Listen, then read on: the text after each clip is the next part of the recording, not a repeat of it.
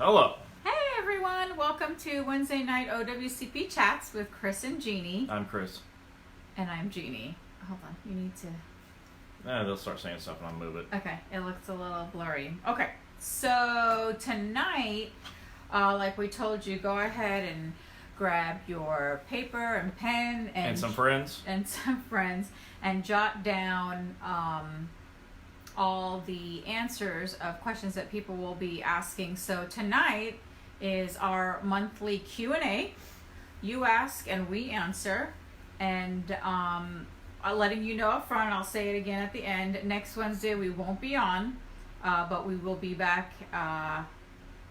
The next 2 Wednesdays we won't be on because one we're going out of town, and the second one will be Thanksgiving weekend. So we will come back on January, the first Wednesday, in December, the first Wednesday in December, and we're going to go over CA1s and CA2s because you guys are going to start delivering your packages, and a lot of injuries are going to happen. Unfortunately, we don't like to say this, a lot of accidents will happen, car accidents. Yeah. So we're going to come back and go over and help you guys get ready for filing your injuries and getting ready to submit them. So we'll be off for the next 2 Wednesdays, and we will return on the first Wednesday of December. And we have a lot of stuff that's coming up we're going to tell you guys about, and let's get started with your questions. Don't forget to follow, like, and share us every Wednesday at 8 p.m. And go ahead and start sharing this and share with your friends. And let's see what questions we got. And while we're waiting on questions, I'll remind you, it is your weekly reminder to get on Twitter. Too many of you are not getting on Twitter. You made the effort to get on Facebook. Congratulations, you're here. What's the difference? Get on Twitter as well. But only get on Twitter to follow me. It's not a joke. I'm not just trying to play with you. Definitely just follow me. Don't follow anybody else. People don't get on Twitter because they think it's a total waste of time. You know, they get on, they watch the news and they see like the president tweets and all that. This isn't like that, okay? What I do is I use Twitter to share important rules, laws, and regulations with you that will assist you when your supervisors are trying to hose you. Right. And so that's all that you're ever going to find there. If there's nothing new to post, I won't post anything, and you won't have to look at it. But if I do, you see it, and then if a thing happens to you or a coworker, and you remember, wait, I saw that on the Federal Injury Center's Twitter page, then you can just pull it up and show that page to your supervisor or whoever's giving you a hard time. So get on Twitter. The Twitter page is called @Fed Injury Center. @Fed Injury Center. Right now we've got like 705 followers, which is great, out of 2.8 million federal employees. That's it. That's all he has to say. So all of you have a responsibility to share it with 10 people. Yeah. It's that simple. You know, I went to somebody the other day, and I took their phone, and I got Twitter for them. They have Twitter now. And as a result, they also have rules, laws, and regulations that protect them against management that have bad intentions or that are uneducated. Yeah. Which is most of them. So everybody, don't forget to tell us where you're watching from, what your craft is as well. We're trying to open some more locations, as we told you guys last week. We're going to be bringing up to 3 locations in Ohio. We'll be going to Kentucky, so that's our 2020 plan so far. We have a lot of doctors. And the Panhandle of Florida is something in the We're thinking about Panhandle, so I like it up there. We have a lot of doctors that are calling in from California, and our other partner Joe is getting on those leads to help you guys with clinics to help you guys. So let's see what we got here for questions. If you haven't got on Twitter yet, go ahead. This guy. @Fed Injury Center. All right, we got St. Louis on here. How you like my AFGE mug or cup? AFGE, red for feds today. Sorry, we didn't have red. I didn't wear my red today. And U.S. mail not for sale. He's promoting all of our USPS people. Plus AFGE with his AFGE cup. That's right. So, all right, let's see here. I'm a friend of the unions. Yes, you are. Jacksonville is on here. Great. Hello, Jacksonville. Mail handler. Awesome. We love all of our unions in a different way for each of them. So when we say we love you guys, we It's do like love you you guys. love all your kids differently, but Yeah. all the same at the same time. All right, Ron Jackson. Due to my back surgery, the doctor said I will never be able to walk, and I am in a power chair. Can the Postal Service take my retirement once I reach my retirement age instead of OWCP? I don't understand the question. So he has back surgery. Do I have to take my retirement once I reach retirement age, or can I stay on OWCP? Okay, so you can stay on OWCP on a limited duty. You could work in a wheelchair for the rest of your career. The key is that the agency writes a limited duty offer that works for you. And there are permanent offers, so you can ask for that. And then you can work, throughout the rest of your working years until you want to retire. So go with that. Make that effort.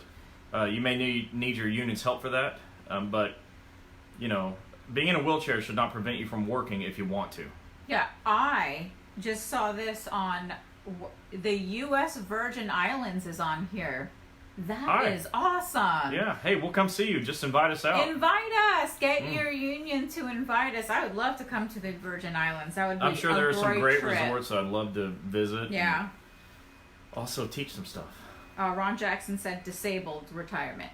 Oh, well, give me a call because this is a little complicated. We're talking about federal disability, which is different than OWCP, which is, depending on which route you're at, your agency sees it different as well. So it's kind of complicated, as you know, otherwise you wouldn't have asked the question.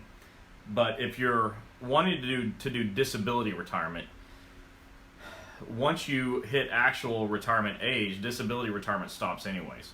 Yeah. So maybe that'll help. I don't know if I answered your question or not, but some of that wasn't OWCP related, but I can tell you about federal disability as well.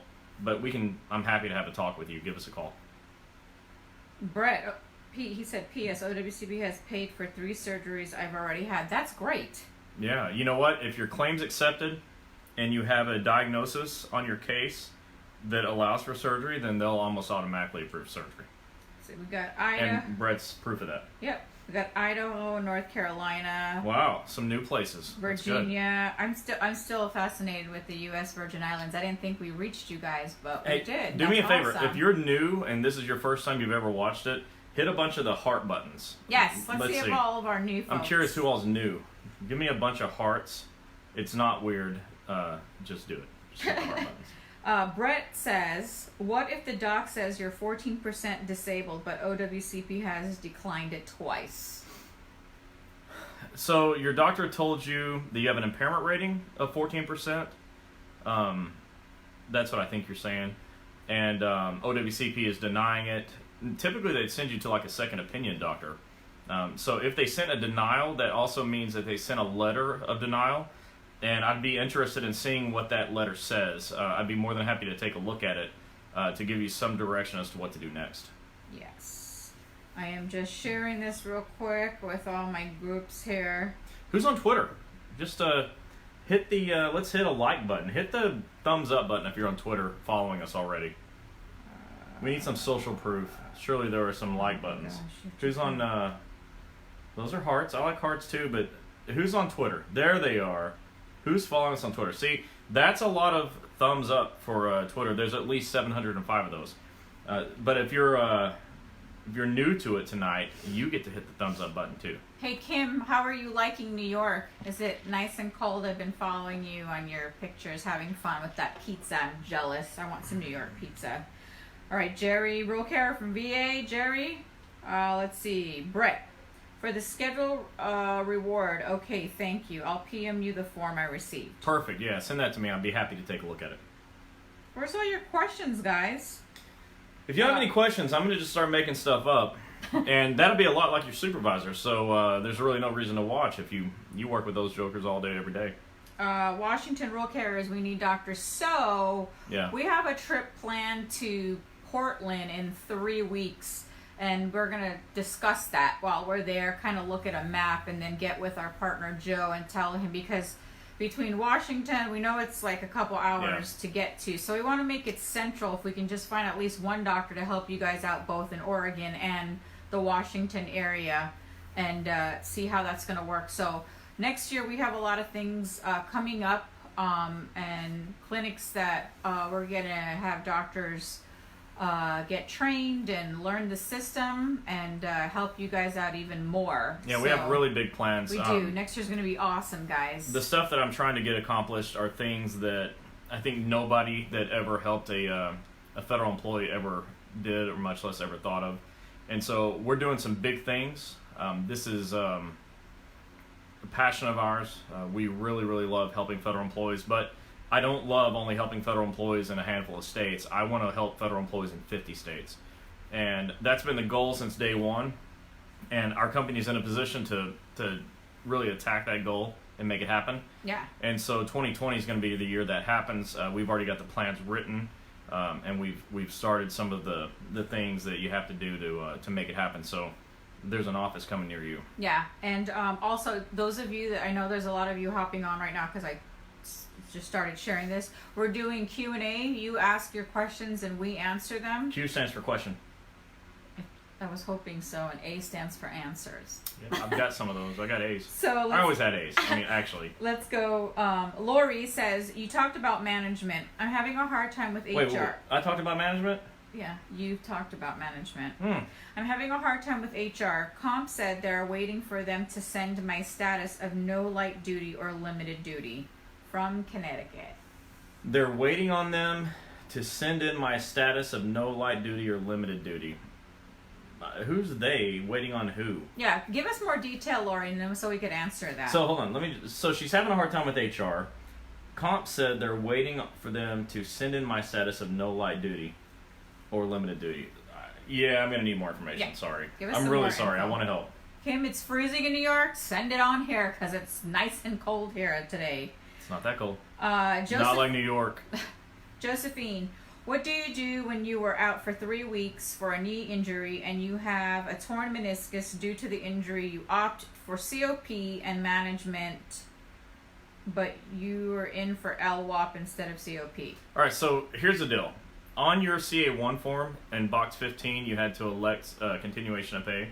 If you did that and management's still paying you on LWOP, which is, I don't know how they would do that because that means leave without pay, you need to file a grievance. And you may have an EEO claim, but what you really need to do is go have your union help you and straighten that out. If you elected COP and you have a CA1 claim that was reported within 30 days of the injury, then you're eligible for continuation of pay. At this point, you should not be dealing with LWOP at all. Yeah. You got to straighten that out tomorrow. Kim wants to know, do you still need FMLA if you have an open OWCP claim? Yeah, so here's when you would need FMLA. So you have an open claim.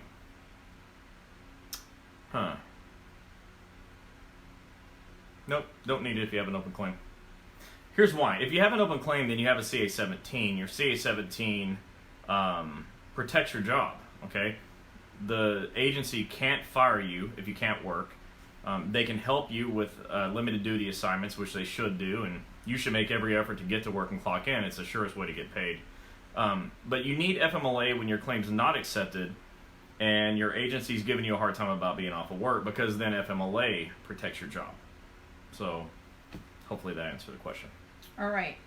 Jerry, I'll come back to the end with this. Jerry wants you to talk about FCEs. So we'll get to that at the end. Let me answer all these questions, and then we'll definitely talk about FCEs. Dave says, on average, how long does a schedule award take? Has been, quote, developed since July. Saw a second opinion doctor over 2 months away. Over 2 months. Maybe you meant 2 months ago. Yeah. Any suggestions? Yeah, so they don't actually have a timeline to make that decision, which really sucks for you. Your job is to call your claim examiner every day and find out what the heck is going on. The only thing you can do is just, be the squeaky wheel, and I recommend it. They don't have any time frames. It's crazy. Like, to decide on the status of a claim, no time frames. To decide on the schedule award, no time frames. It's not fair. And so you've got to really push them, because they have a lot of people and they're just one person, Yeah. Hey, today, just so you guys know, we go through this. I had to call a claims examiner for him for something, and on my phone it registered 17 times I called just to get to talk to somebody. But I did. I think their system was because I brought my car to Florida. I'm from Texas, and in Texas we are courteous drivers. In Florida, not so much. And as soon as I got here, somebody ran into my car. So it's minor damage. Everybody was fine, but my car's not minor fine. Damage. But still, I had to call the. You know how much damage I had before I got up to Florida?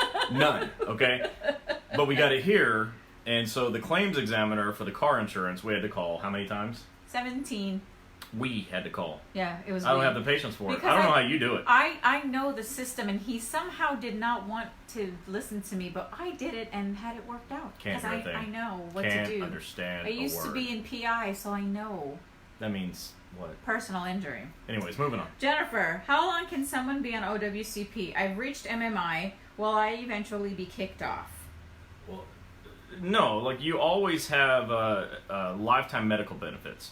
But at a point, there is a statutory cutoff for like your job, and so you want to really try to get back to work. After a year off of work, they can start, taking some actions, and so be careful with that. But you have lifetime medical benefits with OWCP. You can never be kicked off of your healthcare benefits because you have a right to get better. Okay. Becky Moss says claim denied. Paperwork was signed by PA instead of MD. That's an instant denial. Right. Don't get your paperwork signed by a physician assistant or a nurse practitioner. Remember, that is a denial going to happen. Make sure you review it. You can. A nurse practitioner and PA can sign it, but their supervising medical doctor has to countersign it. Meaning they have to review everything. That's read right. it. Both signatures on the page, not just one. Not just look at it and sign it. That's right. So what's the rest of that? All right. She said, took papers to the PA, asked him to give it to the MD to sign. He threatened to drop me as a patient. Say thank you. Let him drop you. Oh, man, that's a gift. Tell him, here's how you do it. Write a letter to the claims examiner requesting to be removed from my case. Please do that now so you don't give me more trouble in the future. This is a gift to you. Let that happen. And then go find another doctor who won't screw with you. These people don't have a right to help you if they're going to say that, okay? Forget about them. Let them write the letter and let them remove themselves from your case. That's a gift. You'll look back on today and be glad I told you that. Kim said that's why you married me, so I could do your stuff. No, Kim? We're off that topic already, Kim. Sorry. I don't know what we're talking about. Moving on. All right. Martiza, sorry. What do you do when you're under investigation by PO inspectors and I had to hire a lawyer? Well, your union... She's on OWCP. Your union should be helping you. If postal inspectors are investigating, that's like textbook for the union, so they should be helping you. And what you do really depends on your situation. Look, if you have a legitimate injury and it was timely filed, you have nothing to worry about. And I'm not saying that you don't have a legitimate timely filed injury. You have really nothing to worry about. Investigations happen all the time, but you need your union involved, so I hope you're communicating with them. Yeah. And I don't know that you needed a lawyer, but again, I don't know your individual situation. But in all cases, you need your union. Yeah. We got Ron Berg watching. Hey, Ron, happy retirement. Hey, happy retirement. Cheers. And I hope we're still going to see you next year at your convention. We're looking forward to being there. We are coming to the Wisconsin convention. He already asked me. In what month? March. Oh, not in the wintertime. Thank you, Ron. It's still cold, Ron. I love it. Thank you. Lori says, I talked to somebody at workers' comp who's on my case. I got approved medical, but I did not get approved for my back pay. I sent everything in that they need for OWCP, and they're waiting for HR to notify them that there is no light duty or limited duty at the post office when I was out injured. Yeah, you need your union involved again. That's another perfect case for the union. And if you were off of work because the agency didn't give you work, but you could have, then you definitely should get paid. Yeah. You need some proof that you were off because of it. At least write your own statement. Josephine says, I filed a grievance and filed an EEO, still waiting for results. Hey, good job doing those two things. Too many people won't. It takes a little bit. I mean, when we've talked to some of the presidents and the state presidents, they have said it does take a little bit, but you have to keep pushing. Don't forget to call them at least a couple times a week just to say, hey, what's going on with my claim. Be the biggest pain in the, just be that. All right. Jenny Lear says, I've been back to work with no restrictions for a few months. I had ankle and knee injury last January. What are the steps I need to do just in case if I re-injure my foot? All right, so if you re-injure your foot, number one, I want you to think, is this a re-injury or is this a new injury? Yeah. Too many people make the assumption it's a re-injury, but you're not a medical person like me, but I have a little bit more medical experience, and I can tell you that the foot has a variety of ligaments and tendons and bones and muscles, and all kinds of things could go wrong in any joint, but the foot has a lot. So don't just assume it's a re-injury. If your doctor says it's a re-injury, then you fill out a CA2A, a notice of recurrence. But if your doctor says it's a new injury, you fill out the appropriate form, a CA1 or 2, depending on how the injury happened. So don't just automatically assume it's a recurrence. Recurrences get denied a lot, like way more than what people think. And they're pushed to do recurrences even though you don't have x-ray vision. You can't see inside your foot and know what the heck is going on. And so anybody that's got an injury that comes back, and I'm using those words, come back, go to the doctor and make sure it's the same thing. Because if it's not the same thing, it's not a recurrence, it's a new injury. Okay. Rhonda, Chris and Jeannie still working on it. The doctor they sent me to but I had surgery for a torn meniscus and that didn't work. 3 months later, had to have a total knee replacement. Ouch. Hang in there. Brett, you said my accident happened in 2015 and you're still waiting? What are you waiting on, Brett? Give us a call tomorrow, Yeah. okay? You're one I want to talk to one-on-one, so just give us a call. 877-787-OWCP, which is 6927. I'm going to pin the number in just a minute. Yeah, Okay. she'll put that on there, but when you call, she'll answer. If she doesn't, leave a message. And we're going to be taking a little bit of a road trip tomorrow to do a rural carrier convention. And so on the road... We're not going to talk about it. Spoiler alert. On the road, I'll be happy to return some calls. I'd love to talk to you and help you out, Brett.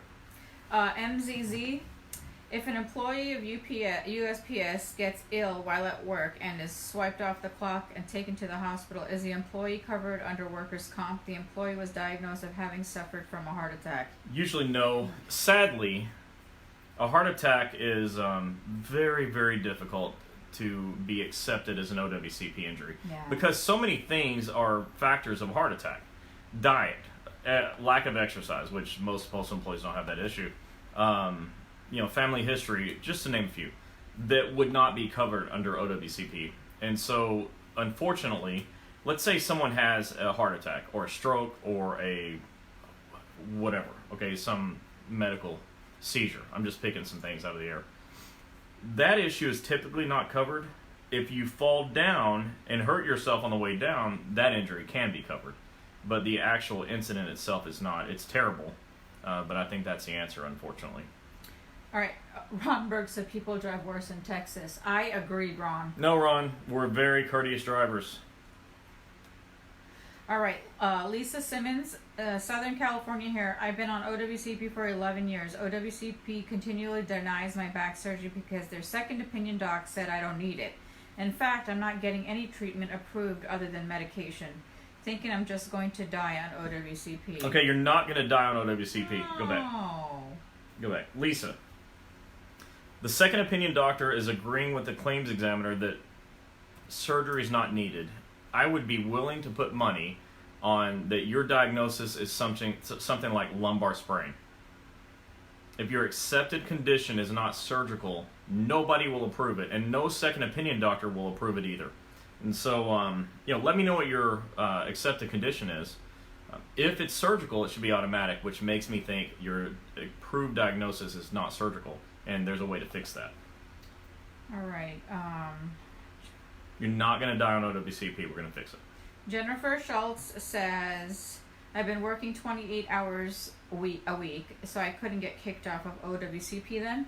Well, working has nothing to do with... look, it's good that you're working. That's great.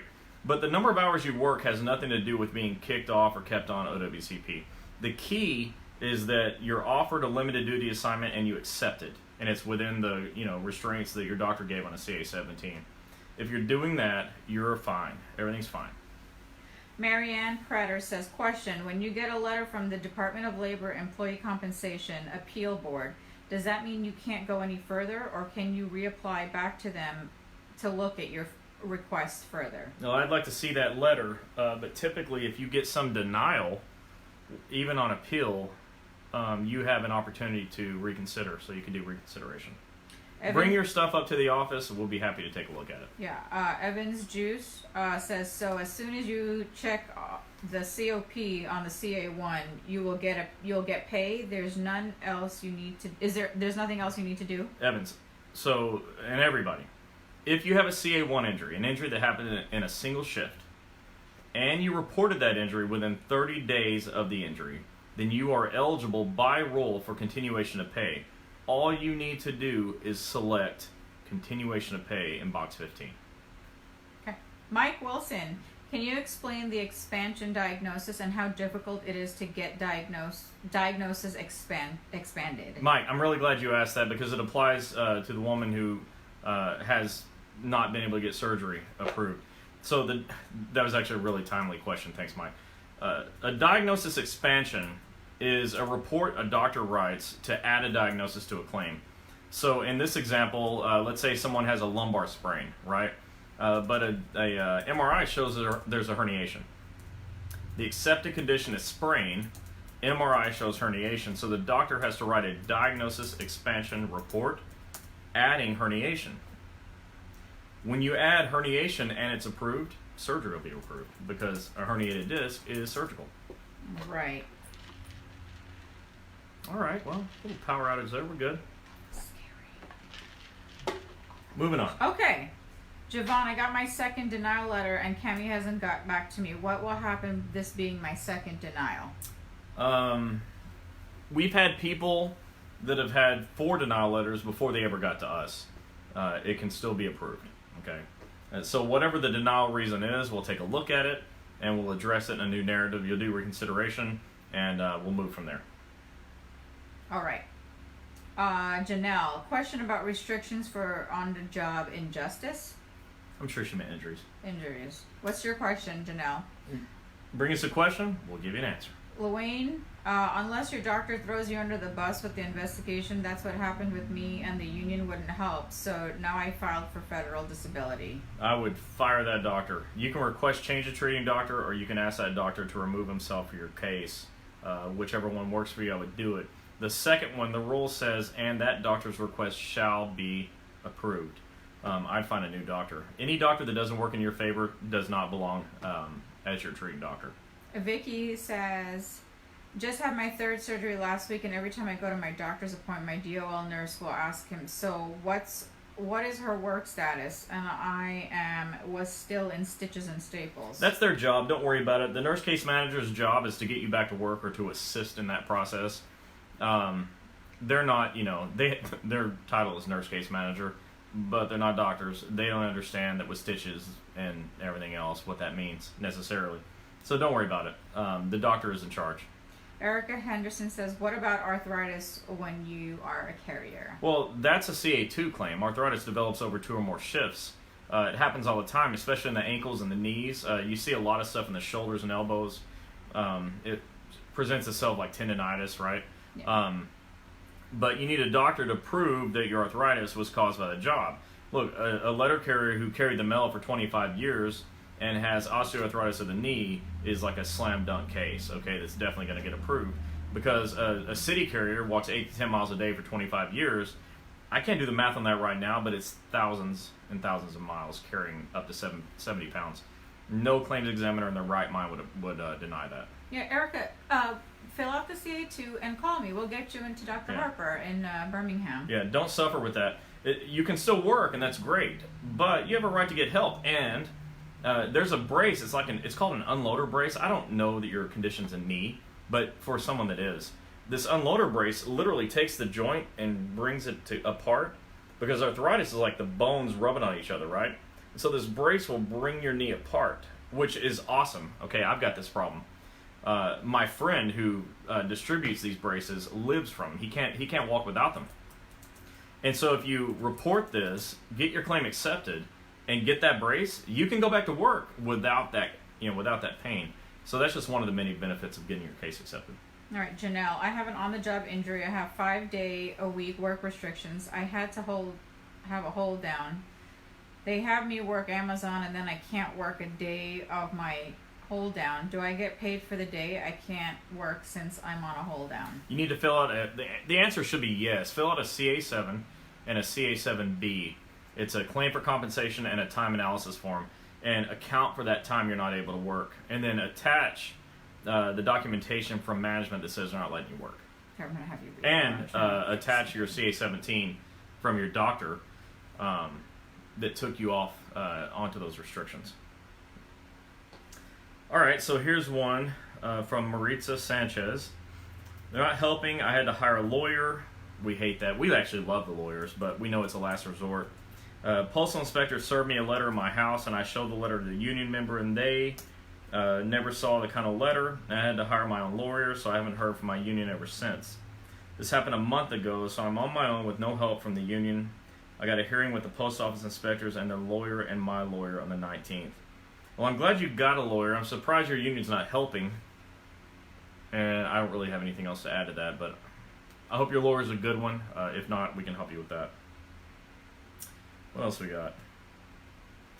Hold on. You got it? Okay. How about emotional stress due to working limited duty assignment where peer and management negative attitude and behaviors experienced yes, daily? You can file for that.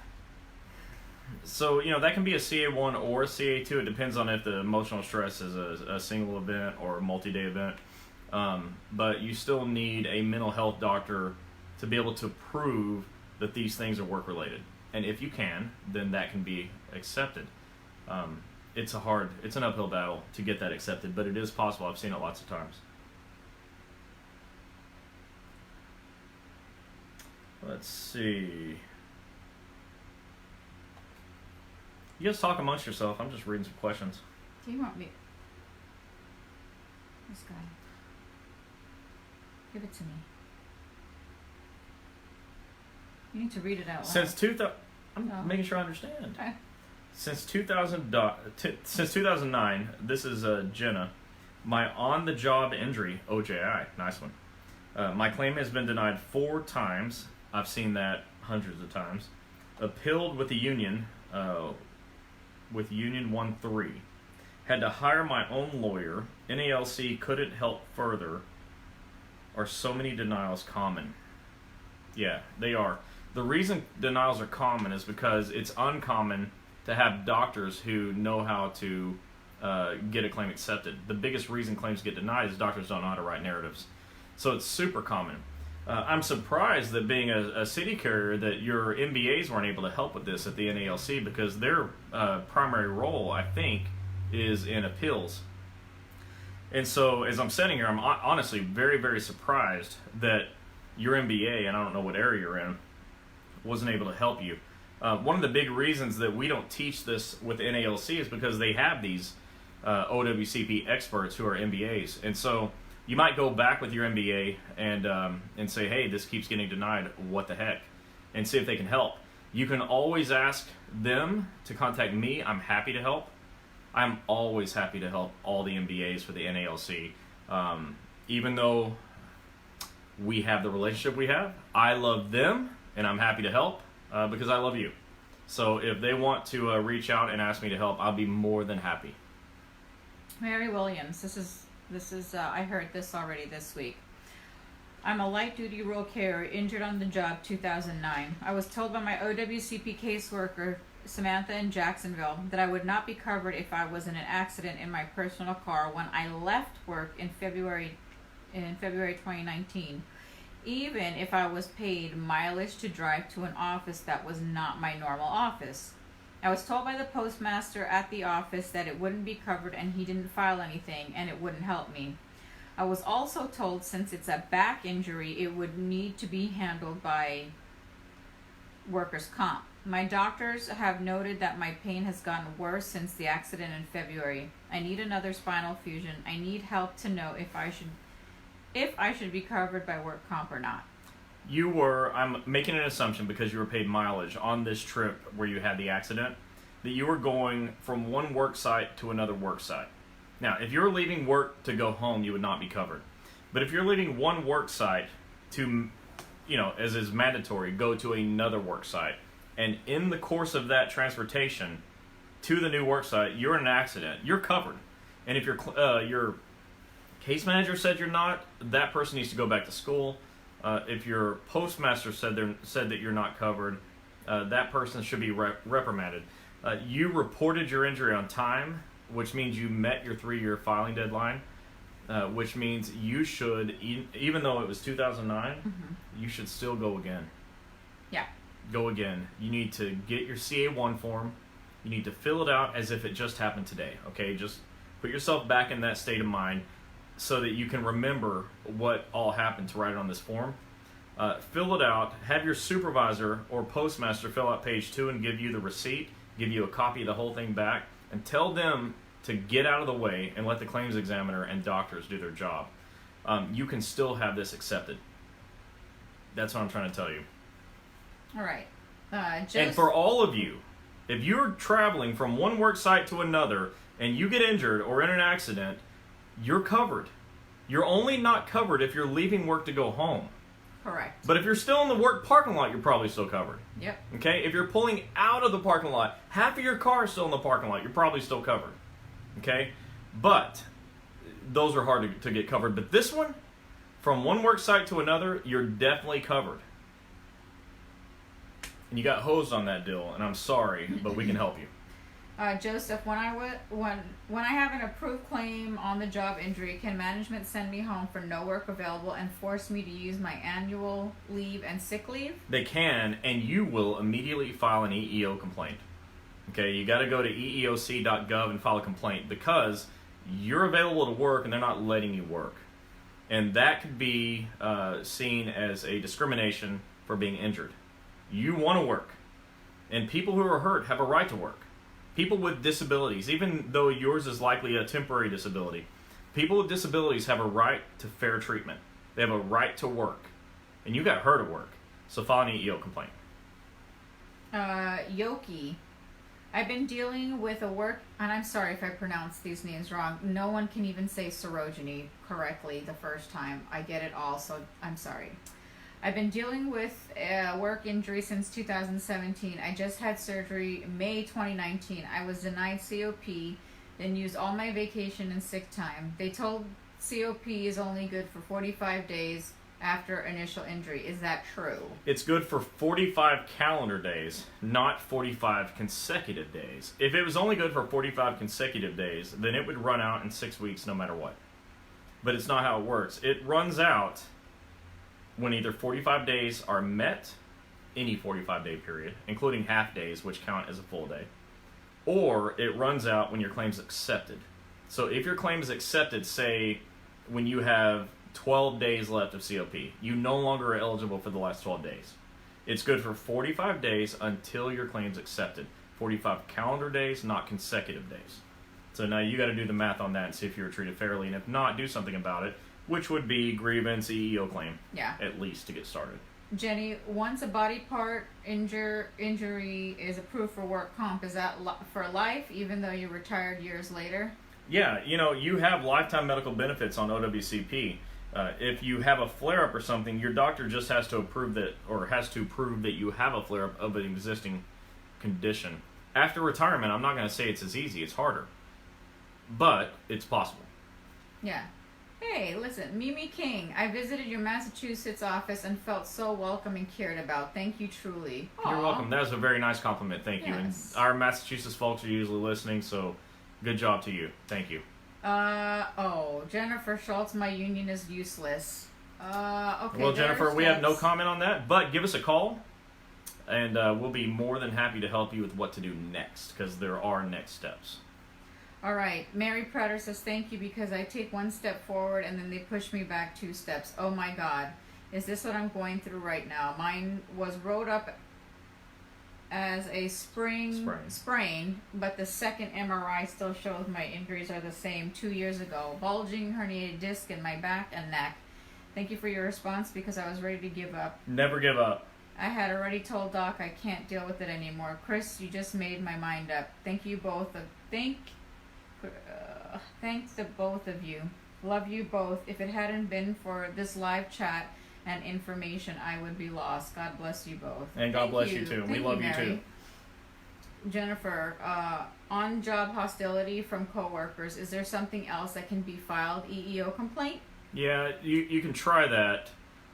Go to EAP, your Employee Assistance Program, and see if they can help you with that as well. That's another option. Kim says, what type of ortho doctor should I be seeing? Being referred to one? And I want to make sure. Well, make sure that you do go to your DOL doctor. As when we say your primary care is your primary DOL doctor, get your claim accepted and have them refer you out to a DOL orthopedic surgeon that takes DOL. Yeah, remember, there are 6 categories of doctors that get claims denied. Orthopedic doctors are on the list of 6. And by the way, that list of 6 is a complete list of kinds of doctors, so there's not one that doesn't. You got to go to an OWCP doctor, all right? That would be the 7th doctor that's not on the list. If your claim's already approved and you're trying to decide which kind of orthopedic doctor to go to, that's a decision that you and your treating doctor, need to make together, because I just don't know. I don't know what your injury is. Shanta Earl says, thank you for the number. I will call you guys to discuss my injury. Good, yeah, please call. Mr. Harvey made a complaint of the hostile work environment due to limited duty. An individual brought in and just laughed. Yeah. Sarah Scott, I have had carpal tunnel for years. However, I just got diagnosed with it this summer. How do I answer the question, when did this happen? I am a full-time carrier. So the question is like box, was it 11 and 12? It's when did you first know that you had this issue, and when did you first realize this issue was work-related? So the date of injury is when did you realize this was work-related? And so that's what you got to decide, because you have 3 years from that date to report your injury. Okay. Mike Wilson. Hold on, let me emphasize that. On a CA2, pay close attention. You have 3 years from the date that you realize your injury is work-related to report your injury. If you realized it 3 years and 1 day ago, 3 years and 2 months ago, 3.5, 4 years ago, and that's the date you put in the box, you're not going to be covered. They'll only cover you if it's 3 years from the date you knew it was work-related. Very important. All right. Mike Wilson, if an employee is receiving letters or phone calls from bill collectors for medical bills from an accepted claim from over a year from DOL, can an employee still get bills paid from DOL? Is there a time frame? Just let me say this one more time. Let me just read for myself. Okay, so bill collectors are calling you, but your claim's accepted. If your claim's accepted, the bill collector needs your claim number, and they need to go to DOL. That's number 1. Bill, Department of Labor. With an accepted claim and a claim number, they're not allowed to bill you. So how about that? You could just give them whatever messages you want, or signs, or pick a finger. You have 5 times 2. So. Yep. But they need to bill DOL if you have an accepted claim. Give them a claim number. Let them deal with it. They're not allowed to bill you and them. If they bill DOL, that's the way that goes. All right, Sarah Scott, I asked my postmaster for a CA1 form, and he would not give it to me. What do I do? Oh, I hate when this happens, and I love what you get to do. You asked for a CA1, the postmaster refused, you contact OSHA, 1-800-321-OSHA, and you tell them that your supervisor is infringing on your right to report a work injury, which is your 6th right on the OSHA's list of 9 employee rights. They say right number 6 is the right to report a work injury. If your supervisor doesn't let you have the form, they're impeding your right to report a work injury. And the U.S. Code says that's a crime. 1-800-321-OSHA. If the postmaster did it to you, they're doing it to other people. You can stop it. Yeah. Janelle, you said your manager pulled you off the street, sent you home, and threatened to call the police. Every day I get verbal harassment. It's sad. I have to leave work every day in a bad mood because of him. You definitely need to speak to your union about this. EEO. File an EEO complaint. Even contact OSHA for this. Maybe even contact the labor board. And the labor board, yes. NLRB.gov. NLRB, which is National Labor Relations Board.gov. You know, any manager that does that to you deserves to get hit. I don't mean physically hit, because I'm not a proponent of physical violence. I'm talking about legally, just give them everything you got. All right, Sherry says, how long is your claim active? Let's say you had an injury in 2012 and the injury is hurting again. Can I go back to get it rechecked for rotator cuff injury? Yes, you can. And if the doctor finds you have rotator cuff injury, they can get it reopened, do a diagnosis expansion, and add the rotator cuff, at which point you'd probably need surgery because it's a surgical condition, and you would need more physical therapy post-operatively at least, if not pre-operatively. So the answer is yeah, you can do all that. All right, Becky says, denied claim. I was sent home stating they don't have work for me on a modified assignment anymore. Is that true? And I will be getting a letter of demand for COP. So Becky, look, if you have a denied claim, you have to reconsider. You got to send in the appeal request form, check reconsideration, find the paragraph in the letter of denial that says why it's denied. Take that to the doctor. Have the doctor write a report, a narrative explaining that denial reason to get it overturned. Send that in as your new information for reconsideration. And then take your appeal request form and give it to your postmaster or a supervisor or whoever is sending you the letter and say, this is under appeal. This is not a final claim. Just because I had a denial doesn't mean it's over. You only pay back COP when it's ultimately denied. So if you do reconsideration after reconsideration after reconsideration over and over and over, okay, and you continually appeal, then you technically don't owe the money back. Okay, if you go to ECAB at the end of all this and you lose, you're probably going to have to pay it back, so don't do that. Just do reconsiderations where the doctor writes a narrative explaining how to refute the denial reason in the denial letter. But give that all to your supervisor. Yeah. Rose, I was reading your... Oh, and communicate with the union and let them help you.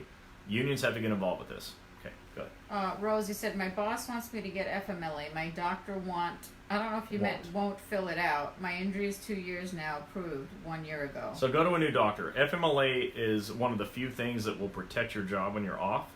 If your doctor won't fill it out, that doctor's a coward or lazy or a jerk. Okay. Go find another one that's not one of those three things or all those three things. Find another doctor to fill that out. Can somebody go back and fight for those 5 hours they missed? You can, what do you mean? So Vicky says, when I was accepted for my claim, I was working with help. I took off around Christmas after the help of delivering parcels was over because I knew I could not do my job completely. I have a doctor's statement stating I cannot work. This was for a month, so now I'm only getting paid for 35 hours a week instead of 40. Work comp said it looks like I took a vacation. DOL could not understand why I was off for a sprain. Can I go back for those 5 hours? Yeah, you can. If your doctor took you off for those 5 hours, then your doctor needs to write a narrative report explaining why he took you off for those 5 hours. And that's your documentation to go with your CA7 and 7A.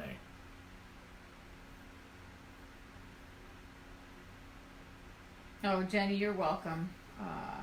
Sherry wants to know what form does she need to take? Which question did that go with? Let's see. Sherry.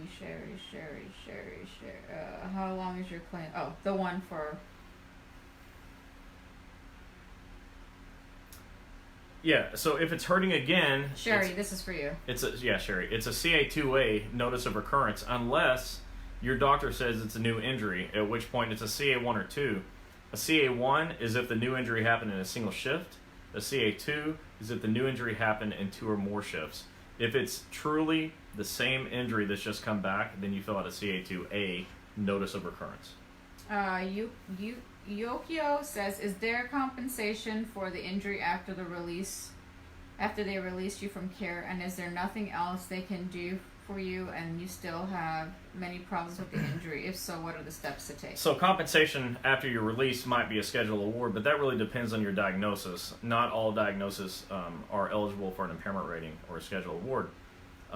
If you continue to have pain and other symptoms, you have a right to get help on those. So even though you're released back to work, you can go to work and still get therapy or still get whatever treatment the doctor wants you to have, chiropractic, anything actually. So just because you're released back to work doesn't mean you can't continue to have get help for your condition, because you have lifetime benefits and you're not expected to live with pain. No, you're when not. Pain is treatable. So you can treat the symptoms and still go back to work. Yeah. So we're gonna. I know Jerry. I told you I would do this at the very end. So Let's do Jerry and everybody. She asked about FCEs. What are they? And for Chris to educate a little bit on that. Jerry, that's a really great question. So, all right, I'm 44, almost 45 years old. You are? I know I told you another age, but I'm actually that age. When I was roughly 21 years old, I had a job where my job was to perform functional capacity evaluations. So I'm glad you asked, because I happen to know everything there is to know about it. An FCE is a functional capacity evaluation. Functional capacity. It is an evaluation to determine your ability to work, your functional capacity to work. And so a functional capacity evaluation goes anywhere from 2 to 4 hours typically. An initial evaluation is typically 4 hours, sometimes 3. And they measure lifting, like how much can you lift, how frequently can you lift it, how far can you carry it, how much can you raise over your head in front of you, how much weight can you push and pull, for what distance.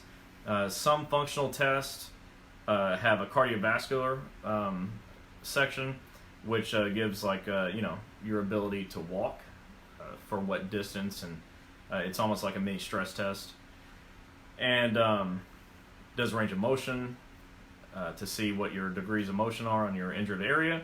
And so all of this comes out into and gives a result that tells the doctor what your lifting or your work capacity is, which is sedentary, light, medium, heavy, and very heavy.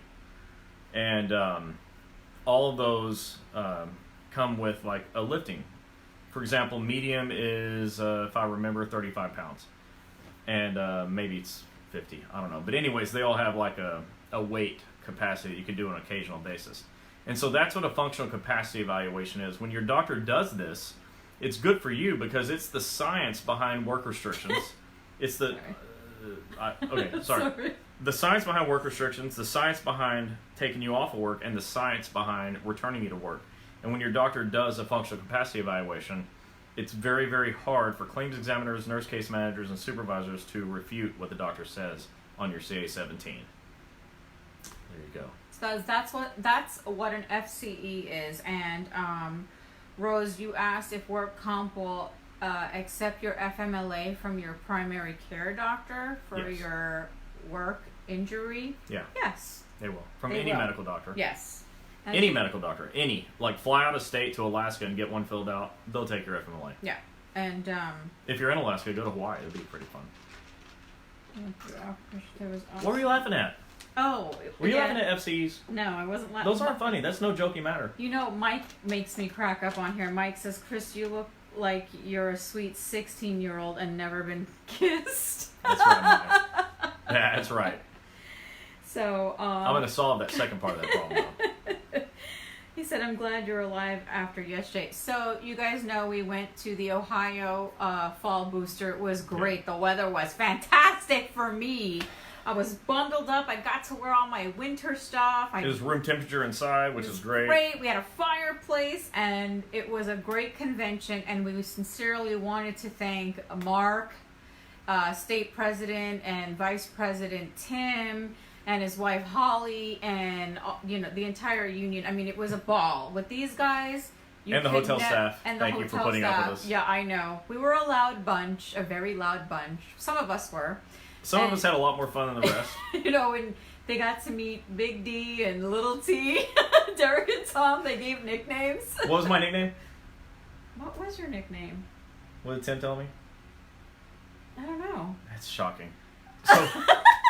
So Tim calls me up on the stage. Like I'm used to doing this. Mr. OWCP himself. But he does it like he's announcing a WWE match. So, or like an old rendition of the Chicago Bulls intro. And now! Yes, he did that. I think I posted it. It was Mr. OWCP, so who knew?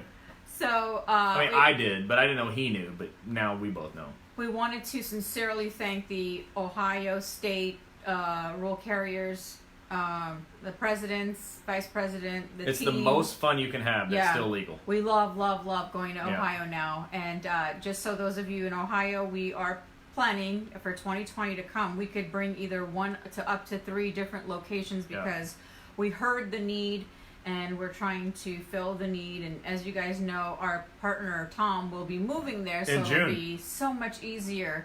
So we're definitely going to go to Dayton, and we're looking at maybe Columbus, Cincinnati, and so that we're kind of 3 locations in an hour apart each. And we want to be able to help as many people as possible. Yeah, and so tomorrow we are driving to Fort Lauderdale to join our state president, Natasha Patterson, for their end of the year fall booster. Yeah. We're going to be out there. Chris is speaking at 10 a.m. on Friday morning. I'm going to talk about what to do if you get a denial. And right. You're definitely going to get a denial unless you go to my doctor's. And you guys know we love our Florida group so much. Yep. They're all of our friends. So we look forward to seeing you. And those of you that want to know, tomorrow night, we are going to be at Aruba's off of A1A. So if you want to come hang out with us. That's it. Sorry. If you guys want to come hang out with us, meet and greet, or, just to hang out and have some fun, we're going to be there tomorrow having dinner. So and come by. You should come by. It'll be fun, nostalgic for me, not for you. In the future, will be for you. But that's where I met her. At Aruba's in Fort Lauderdale, Florida. So, no, it is. Cincinnati. No, I married it. Oh, yeah, and the week before we were in Cincinnati, too. We enjoyed Cincinnati. We got to meet... Connecticut. We got to meet State President Starts with a Michael. C, they're both long words. Everybody was so sweet. They enjoyed Chris's Michael presentation. runs a tight ship, too. He does. He's great. No doubt. Looking forward to coming back. Tanya, who could help me with a work injury in Utah? I'm from Utah. I will help you with whatever you want. Tanya, give us a call. We'll be glad to help you. My claim has been accepted, but workers' comp refused to do what 4 doctors have requested anyone in Utah to help us. Just give us a call. I can come to Utah. I am pushing Joe to get a clinic in Utah so I can come home every other month. So, just make sure she heard. Give us a call. Give us a call tomorrow. We'll be happy to I'm help going to you. be in Utah next week, so I'm excited. Chris is taking me back again. That's why we're not going to be here. Chris is taking me back again for my birthday. I ask for one birthday wish every year is for Chris to take me to Utah so I can get to enjoy the winter instead of the beach and the hot sun and the icky humidity. So he's doing that. Come to Wisconsin. We are coming to Wisconsin in March. Talk to Ron Berg. Yes. He'll let you know what's up. I wish you can come to Toledo. We may. We're working on 3 locations in Ohio. We're only set on Dayton because Tom's moving his kids there because he found a school that he likes. But the other locations are debatable. So we'll take a look at Toledo. And I'm going to say this again. Anyone that knows of a doctor that's interested in doing this program, whether they want to purchase the program, whether they want to partner in the program, possibly or in the future franchise. Please have them call me at 877-787-OWCP. It's not for free. There's a ticket price behind it. It can't be for free. Look, it just can't. This is how we do this. But doctors are used to paying consulting. This is what they do. Okay. When I used to manage the largest OWCP practice in the country, I paid 3 consultants a year.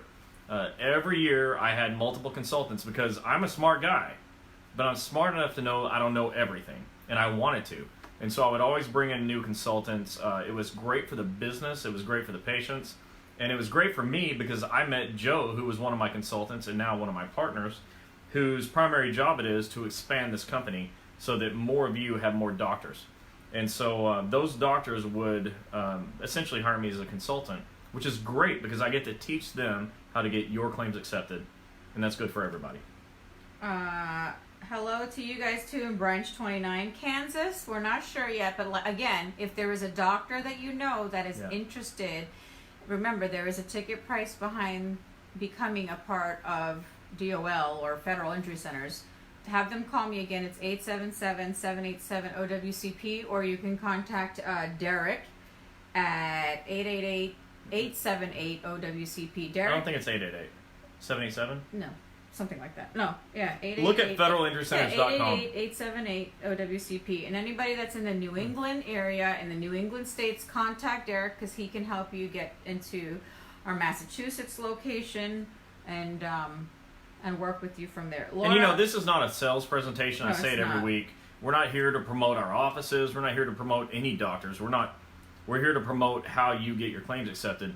In some cases, a way you get your claim accepted is you ditch your crappy doctor and you go find one that we train that gets your claim accepted. And so I think if I teach someone to do a great job, and I know they can, it would be criminal for me not to tell you. And so that's why we tell you. We think that your right to choose your own doctor, like on the CA-10, like in the CA-810, like in multiple places in the Code of Federal Regulations, like all throughout the DOL website. Your right to choose your doctor is sacred. You should definitely choose whatever doctor you want. If we mention a doctor and you're not up for that, pick your own. We love that. We're sick and tired of you being forced to pick a doctor. That's not what this is about. We make recommendations. They're always good ones, but we respect your right of choice. So just always know that. Yeah. Juanita, you said you got denied for a shot in your knee. Now I have to go see a DOL doctor. So from the beginning, you guys always get a DOL doctor. You go to a pain doctor, an orthopedic doctor, and you're going to a denial. They're specialists, but they specialize in, among other things, denials. You got to go to an OWCP doctors. These guys and ladies don't write good narratives. Yeah, try to just at least find a DOL doctor to at least get your claim accepted. And refer you to that other doctor. So, you can still get the treatment. Like, get a referral to the specialist. Don't go straight to the specialist. Rose, the only doctor in North Carolina is Dr. Roosevelt Smith, and he's in Greensboro, North Carolina. That's the only one that we know. So if you need his info, just let me know. Message me. And Roy Petty is watching. Roy's one of my oldest friends from high school. Thanks for popping on. Hey, Roy. Okay. And so we will see our Florida rural carriers at the fall booster on Friday, 10 o'clock a.m. Chris starts. If you guys want to join us tomorrow night, meet and greet. We're not going to be posting it. If you just want to come, I'm telling you now, we'll be Aruba's on the beach is awesome. Look, if you don't want to have fun, just stay home. I don't know what to tell you. If you come, you're going to have a good time. So don't do that if you don't want to have fun. If you like being bored, don't go there. Yeah, you guys can come hang out with us, ask your personal questions, and so again, if you have any doctors that are interested in the program, that want to be in the program, have them contact me. Our app will be coming January 2020. We made 1/3 down payment yesterday. This is a real thing. This is expensive, but it's happening. It's definitely going to help you. Yeah.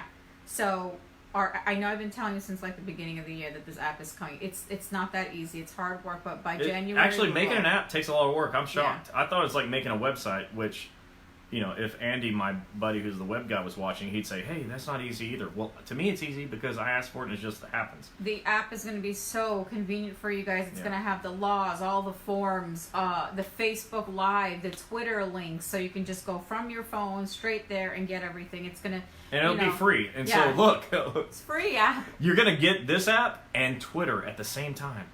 Yeah. Just right there, you'd be like, man, while I'm here, let me just do them both. Exactly. That was a good idea. I'm glad you thought of it. Yeah, and definitely get both. Yeah, and so it's going to be a really, really fun app. If you want to call me or Derek, our numbers are going to be there. You just got to tap, and you'll instantly get to call. If you think calling people is fun, you can do it. We don't have Words with Friends on there yet. Or like Scrabble, like no word games are on there yet. Sorry. And those of you again in the New England area, if you want to call Derek again, what time should they call Derek? Oh, at least 2:30 a.m. Yeah. And if you guys check out Derek's Facebook page, he posted about himself and his phone number, and that he handles all the Massachusetts and New England states. So anybody on that side of town, call Derek. Don't call me. Don't be scared to call Derek after midnight. Yeah. Don't worry about it. Big D, expect another round of calls at 2:30. He completely loves it when I tell you to call after midnight. So definitely do that. So again, we will not be on Wednesday night chats for the next 2 Wednesdays. We might pop on and say hi. Yeah, we'll do. Yeah, we are definitely going to do that. Just say hello. Thanksgiving is going to come up. We're going off to Utah. You'll see my videos and pictures from Utah. And Mimi said 2:34 in the morning. Yeah, do that. Thank you for correcting me. That's right, 2:34. That's right. I should have thought about that. As the holidays are coming up, all the USPS folks are going to be working long hours, delivering your mail packages. Be safe. Be safe. Don't slip on the ice. Yeah. Seriously, that's a real thing. In the wintertime. The roads are crazy. In the summertime, we say, watch out for the heat, but Be very careful, okay? Stay warm. I put a link to this heated blanket. I know a lot of you said you don't have the I don't want to see any black outlets. or green or purple toes either. Yeah. Seriously. Stay warm. Cover that up. For the other people that are not federal employees or work for other agencies, please pass the message on. Tell your family to please put the lights on for the carriers as it is getting dark. Yeah, and clean off the ice and snow for your sidewalks. Ice to get your packages, your Christmas packages to your front door. Yeah, cut these folks some slack. If they fall and they're carrying your packages, that's your fault if it breaks. Yeah. And, offer them something warm to drink. Yeah. Whiskey's always nice. It warms up the soul. Give So some does hot chocolate, so does some Fireball, Coffee. So please make it safe for your postal folks out And I do there. want to say this. Look, during the holidays, the letter carriers, especially the rural carriers, the other crafts as well, obviously, but, you're out delivering the mail. I know you guys are on the clock, and you have to get things done in a certain amount of time, and they're tracking your scans, and they know how long stuff takes. But if you get in such a hurry to, make the time, and then you get hurt, it's not worth it. Look, your supervisor won't be hurt along with you. You'll be hurt all by yourself. So just be careful. Be careful. Use good lifting techniques. Don't get in such a hurry that you slip off the truck, or that you pick up a heavy box, or, some of you delivering the Amazon packages on Sundays, and the next thing you know, you got a 50-pound bag of dog food.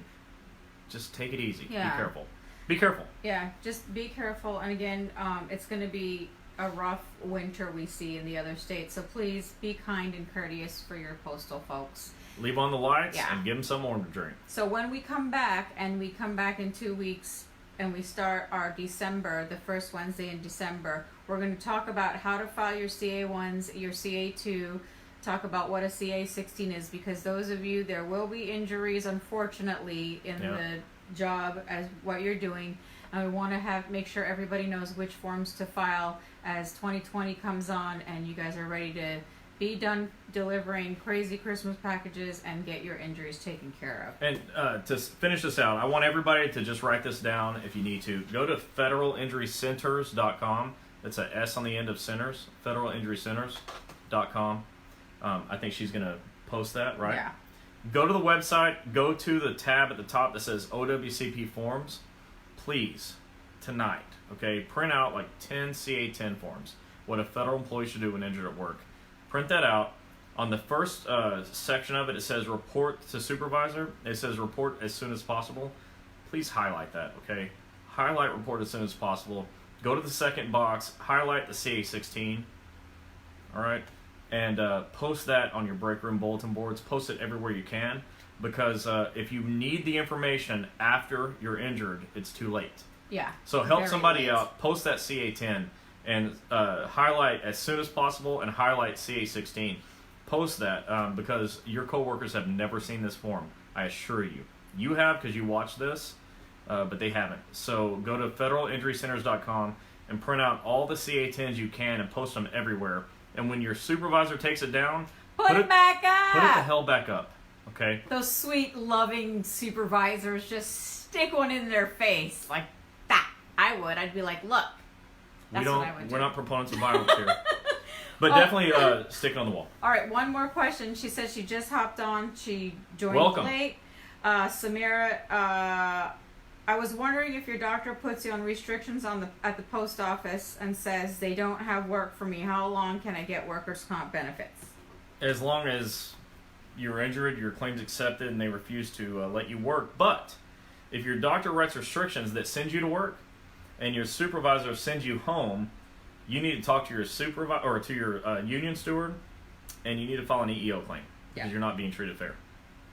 All right, guys. Well, that's it. Don't forget to like and follow in order to get our notifications when we go live every Wednesday. We will return in 2 weeks. Well, we'll pop on the next couple we'll weeks. hop on with some, Chris will be posting some new rules and stuff. Oh, and you better get on Twitter at Fed Injury Center. Look, you better, like I run you. But seriously, get on Twitter. Yeah. At Fed Injury Center. This is so critically important. I'm not even going to say that. Get on Twitter, at Fed Injury Center. And please share this. Tell 10 of your friends. Here's how you do it. Send out some emails. Send out some text messages. Go face-to-face with people. Print out Wednesday night OWCP chats and hand it to people. Do everything you can to get the word out, because what we're doing is teaching. This is free education, and if you wait until you need it, it's too late. So get people involved with this, okay? OWCP is one of the most important issues that you're not learning. Your coworkers aren't learning, and you're not being taught. And I'm sorry to say it, you're not being taught. I've heard so many people say, I just heard you teach. I've never heard it this way. I know. Nobody teaches it like this. Yeah. So I'm just going to be real with you. I'm going to tell you what you need to know for all situations. So please tell 10 people, and then tell 10 more people. Spread the word, okay? Be a good friend. Be a good brother or sister in your union. Be a good coworker. Let people know this information's here, because without it, you're not getting it, and we want you to have all of it. So, all right, that's guys. Have a good weekend. Don't forget to #replay. Don't forget to follow, like, and tell your friends all about us. And we'll share. We'll see you guys back in 2 weeks. Have Night. a good night. Bye.